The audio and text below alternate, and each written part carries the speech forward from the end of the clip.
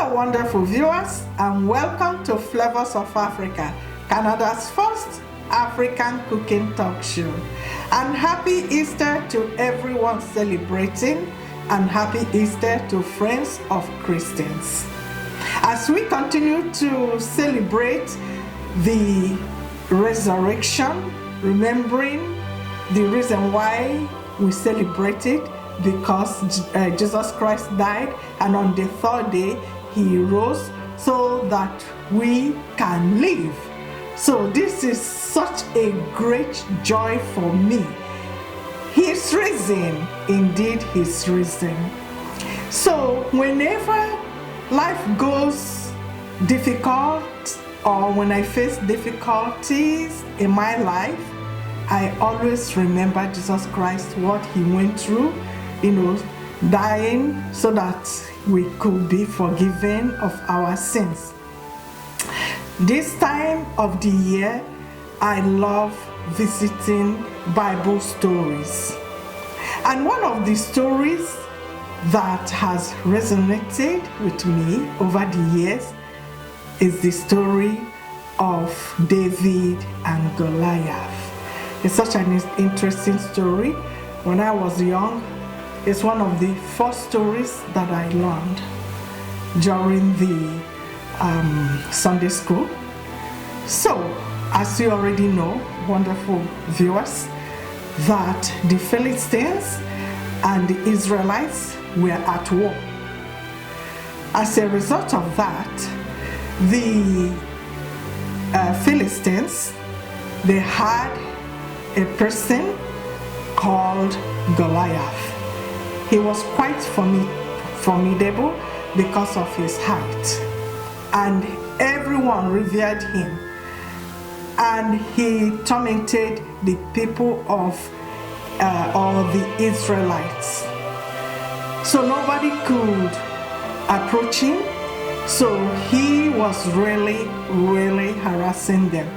So one day, David, the son of Jesse, was sent to take food to his brothers, because Jesse, from the Bible, had so many sons. So David was the youngest.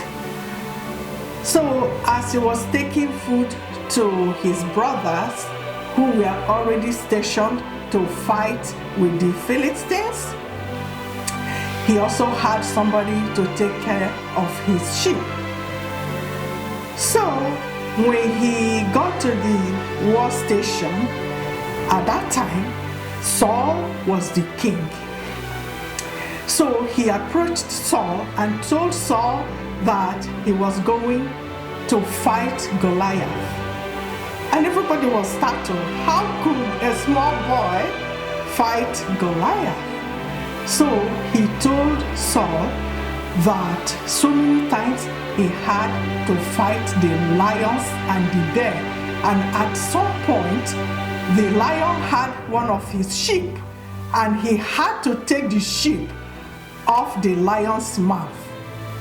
Saul was impressed. He said, okay, well, let's try that, because nobody could challenge Goliath. So Saul dressed David in his own tunic and gave him the armor, or the coat of armor, so that David would go and fight Goliath. Unfortunately, it was too big for for David, because David was a small boy, and wearing the coat of armor was not something that he was used to. So he walked around, but it was not what he wanted to do. He wanted to go as he was. He wanted to be himself. So Saul said, okay, so he took it off and then took 5 stones from the stream. He took a staff and put everything in his pouch, and off he went. So as he approached, because the Philistines were on one side, on the valley, on the hill, and the Israelites were on the hill. It was the valley that separated them. So when Goliath saw David, a small boy, he laughed. He said, "What do you think I am? Do you think I'm a dog that you have come to fight me with sticks?" So he laughed. He looked down on David, thinking because he was small and he had no power. But what Goliath didn't know or didn't realize is that God was working for David, and he could not fail and he could not go wrong. So David approached and put one of the stones in his sling. Off it went. As we say in Nigeria, hey, Onukwadago, the big man has fallen. So Goliath fell. That was the end of Goliath. David defeated Goliath, and that's like anything in life. And this also reminds me that empty vessels make the most noise. There, Goliath was making too much noise. He was torturing the city, the people of Israelites. He was going to take their land, everything. But just a simple sling brought him to his death. And that is life. We have to continue to believe in God, to believe that we can do anything in Him who gives us strength. That no matter what happens in our life, that we can always conquer it. No problem is insurmountable. And that's what the story of David and Goliath has taught me. So, wonderful viewers, I'm going to take a quick break. When I come back, I'm going to tell you what we're making. So, stay tuned. Welcome back, wonderful viewers. I'm ready to cook. Today, I'm going to make egusi soup for you, wonderful viewers. When I say egusi soup, it's the melon seeds. The seeds are from West African melon. So that's what I'm going to make. And I'm going to make it the way it was made when I was growing up. I have goat meat to go with it. There is stockfish. There is dry fish. There is tripe. Did I say that already? No wahala. So these are the things that I'm going to cook with the egusi soup. And do you also know, as my grandmother told me, that this soup was very special because some of our distant cousins in the Americas, this is what they ate before they were taken to the New World. And every year, my grandmother told me that they celebrated with this egusi soup, remembering their brothers and sisters that were taken to the New World.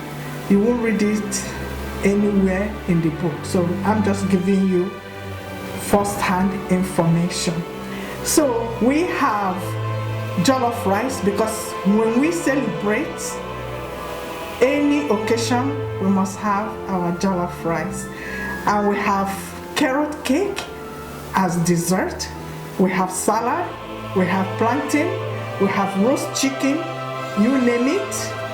So I'm gonna get cooking, wonderful viewers.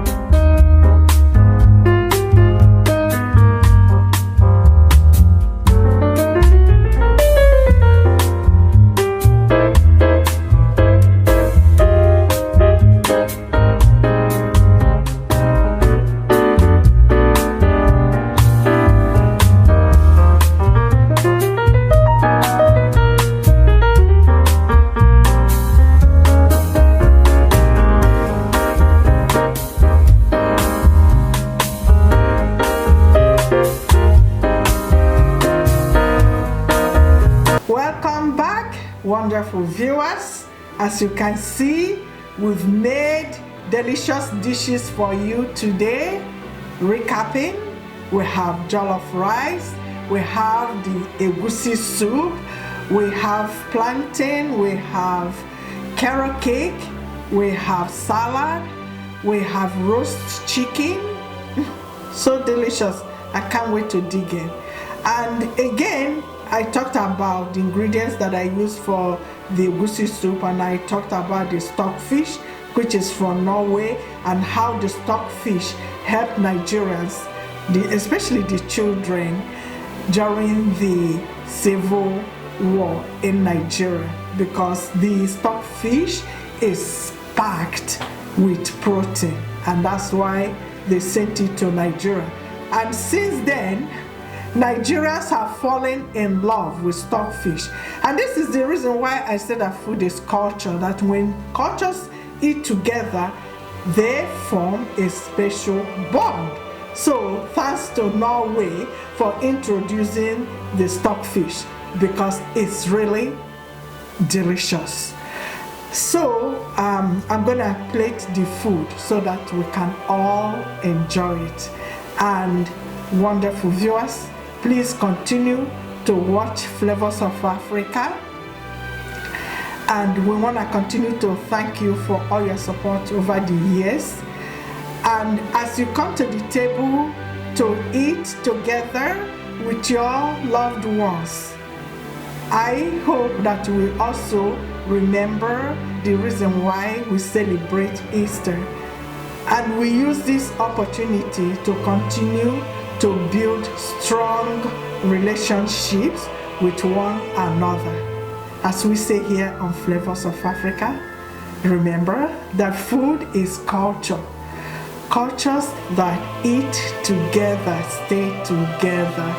Through food, wonderful viewers, we can continue to appreciate diversity and promote cultural unity.